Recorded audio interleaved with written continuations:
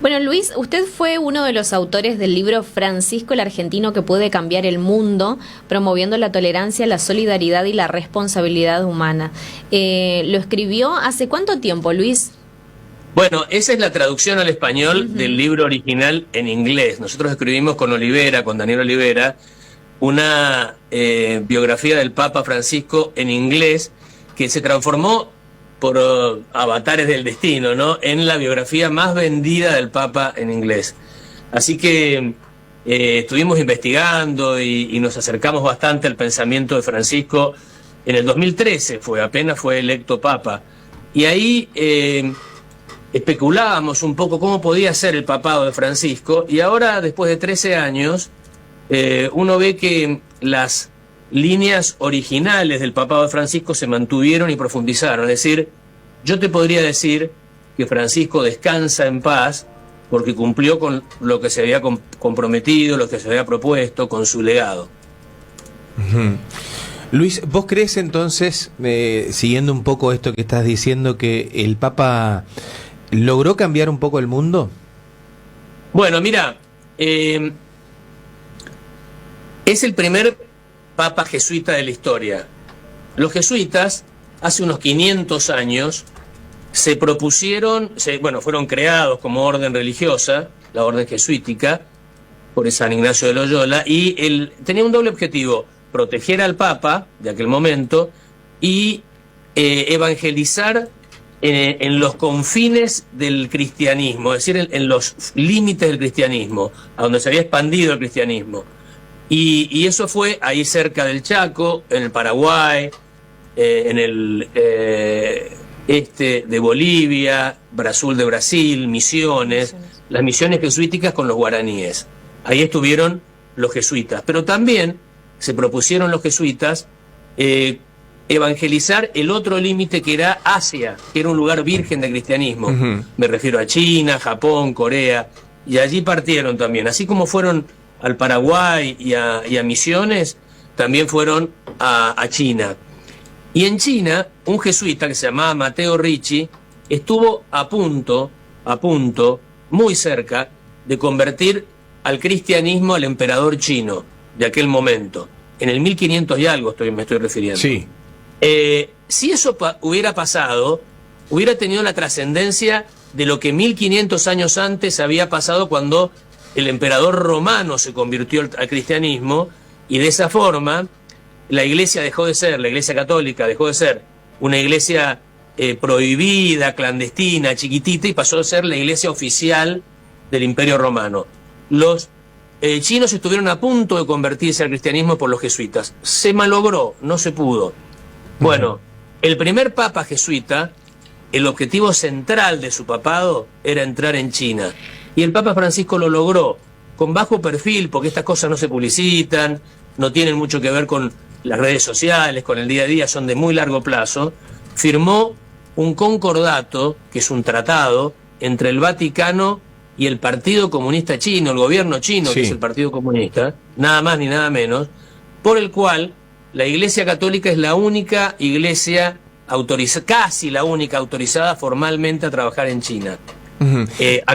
Se pusieron de acuerdo en cómo elegir los obispos, para que fueran obispos que no molestaran al Partido Comunista, y están operando en China. Así que Francisco cumplió o continuó con el legado de los jesuitas. Por eso, ahora en un artículo de Infobae hoy digo: el Papa Francisco puede descansar en paz porque está cumpliendo su legado. Sin duda alguna, un Papa muy conciliador, porque buscando nuevos horizontes, incluso logrando cosas que no pudieron lograr sus antecesores. Pero, ¿vos crees que, además de ser conciliador, fue un Papa incómodo también para algunos sectores? Bueno, yo lo califico al Papa Francisco como el primer antisistémico. Viste que ahora se habla muchísimo a partir de Milei, de la Meloni, de Bolsonaro, del propio Trump.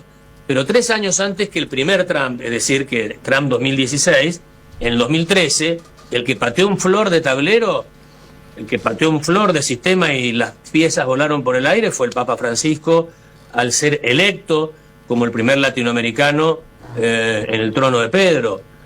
Rompió con el sistema, o por lo menos lo puso en jaque, al sistema de la curia romana, que si hay un sistema organizado, permanente, cerrado, difícil de penetrar, es la curia romana, que gobierna a la Iglesia desde hace siglos, y el Papa Francisco logró penetrar ese escudo. Así que Francisco claramente lo que le recomendó, ¿se acuerdan? A los jóvenes en Río de Janeiro, Sí. apenas de asumido, hagan lío. Bueno, él hizo mucho lío también, como corresponde a un argentino de origen italiano, ¿no? Luis, el Papa así como fue completamente disruptivo en esta iglesia que venía tan cerrada, ¿no? Y que logró abrir esa nueva iglesia, que convocó de nuevo a los jóvenes. También era un Papa muy político, y justamente uno de sus últimos mensajes muy fuertes fue contra el desarme, pidiendo el desarme justamente de los países para evitar la guerra, y hablaba mucho acerca de eso. Incluso estaba muy involucrado. Dentro de lo político, digo, su rol también ha sido clave. Bueno, claro. Él era... Mirá, yo escribí esa biografía en inglés, y como se transformó en la más vendida de la biografía del Papa en inglés en los Estados Unidos, me llevaron mucho a recorrer medios y gente en los Estados Unidos. Y los dirigentes republicanos de la derecha conservadora norteamericana preguntaban, medio horrorizados, ¿no? ¿De qué es que es un papa comunista, un papa marxista, porque es tan revolucionario? No, yo les decía, quédese tranquilo. Pero era al gobernador Bush, a gente muy importante, estas preguntas me hacían, de la derecha norteamericana. Quédese tranquilo, en todo caso se trata de un papa peronista. Y me decían, ¿peronista? What is peronist? Peronist, ¿qué significa peronist? Bueno, peronista, en la Argentina todavía, después de 70, 80 años, estamos tratando de descifrar qué significa peronismo. Bienvenidos, le decía. Les va a costar descifrar a Francisco.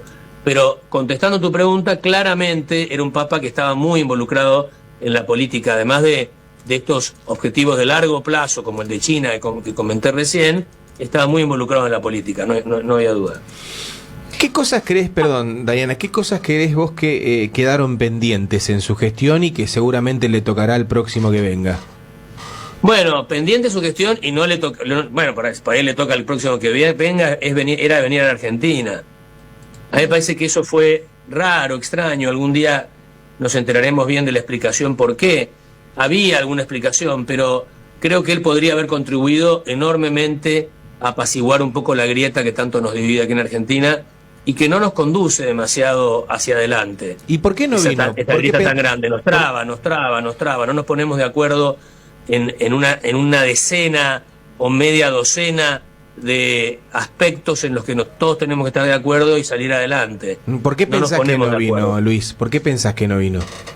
No sé, la verdad que no se quería involucrar, vaya a saber. Pero creo que podría haber contribuido a esa reconciliación entre los argentinos.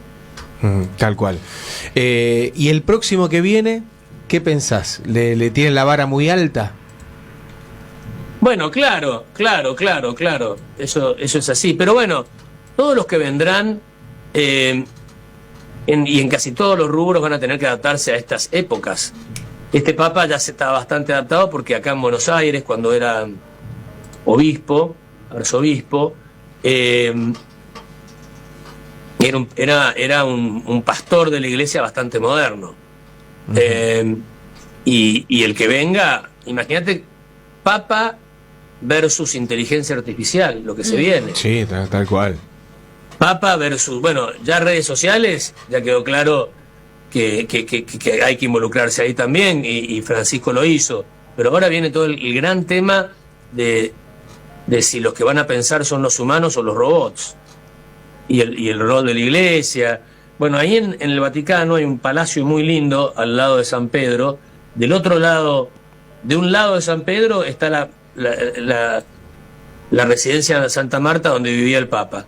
Del otro lado está la Casina Pío IV, que es un palacio muy lindo, donde funciona la Academia Pontificia de Ciencias. Y ahí van a tener que lidiar con estos temas. Es decir, cómo se compatibiliza religión y fe con robots e inteligencia artificial. Realmente es un tema impresionante ese. Que de hecho, salvando un poco las distancias del tema, que hay que tratarlo en profundidad, cuando él, no sé si viste, por supuesto, la foto que le hicieron a él con la campera blanca y demás. ¿Te acordás? Claro, se mataba de risa, o sea, lo tomaba muy... no se enojaba por estas cosas.